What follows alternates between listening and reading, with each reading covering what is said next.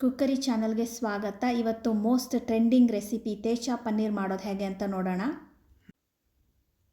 ಕಡಲೆಕಾಯಿ ಬೀಜನ ರೋಸ್ಟ್ ಮಾಡ್ಕೊಳ್ಳೋಣ.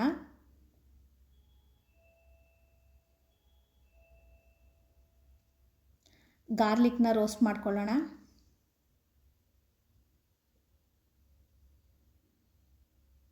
ಹಸಿಮೆಣಸಿನ್ಕಾಯಿನ ರೋಸ್ಟ್ ಮಾಡ್ಕೊಳ್ಳೋಣ.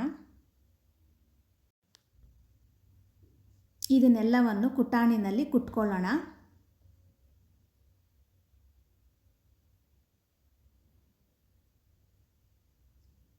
ಈಗ ಇದಕ್ಕೆ ಸಾಲ್ಟ್ ಸೇರಿಸ್ಕೊಳ್ಳೋಣ. ಕೊತ್ತಂಬರಿ ಸೊಪ್ಪನ್ನು ಸೇರಿಸ್ಕೊಳ್ಳೋಣ.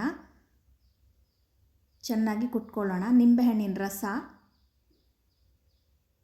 ಈ ರೀತಿ ಪೇಸ್ಟ್ ಆಗೋ ಥರ ಕುಟ್ಕೊಂಡು ಅದನ್ನು ಪನ್ನೀರ್ಗೆ ಚೆನ್ನಾಗಿ ಕೋಟ್ ಮಾಡ್ಕೊಳ್ಳೋಣ ಎಲ್ಲ ಸೈಡ್ಸು ಕೂಡ. ಈಗ ಇದನ್ನು ಒಂದು ಪ್ಯಾನ್ನಲ್ಲಿ ತುಪ್ಪನ ಬಳಸ್ಕೊಂಡು ಫ್ರೈ ಮಾಡ್ಕೊಳ್ಳೋಣ. ಎಲ್ಲ ಸೈಡ್ಸು ಫ್ರೈ ಮಾಡ್ಕೊಳ್ಳೋಣ.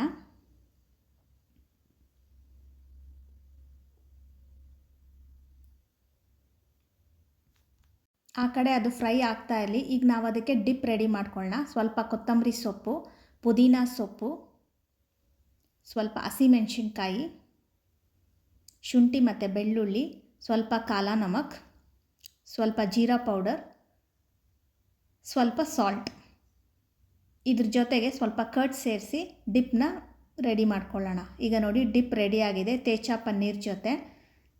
ತೇಚಾ ಪನ್ನೀರ್ ಬಂದು ಒಂದು ಹೈ ಪ್ರೋಟೀನ್ ಡಯಟ್ ಫುಡ್ ಕೂಡ ಹೌದು ಮತ್ತು ಒಂದು ಗುಡ್ ಈವ್ನಿಂಗ್ ಸ್ನ್ಯಾಕ್ ಕೂಡ ಹೌದು. Thank you for watching our video.